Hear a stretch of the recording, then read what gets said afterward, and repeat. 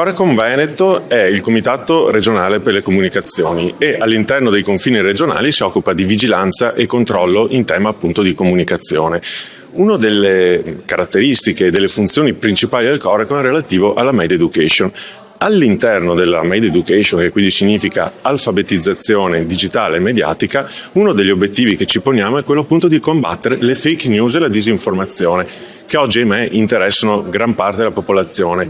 Da dati del 2024, di cui siamo in possesso, abbiamo verificato che più di 2/3 della popolazione italiana si è imbattuta in casi di disinformazione online. Noi Corecom quindi cosa vogliamo fare per cercare di combattere, anzi di prevenire, che è meglio, questo fenomeno della disinformazione? Ci sono varie attività che possiamo svolgere. La prima direi è quella di educare gli anziani, i giovani e tutta la popolazione a cercare di utilizzare i social, internet con un senso di certezza e guardando e controllando quelle che sono le fonti che si vanno a visitare e stando attento soprattutto a quello che si pubblica e si condivide, accertandosi della attendibilità delle fonti. Quindi alfabetizzazione digitale e mediatica rivolta a questo. Abbiamo stabilito una serie di iniziative con le scuole. Andiamo nelle scuole, andiamo dai docenti, andiamo anche dai genitori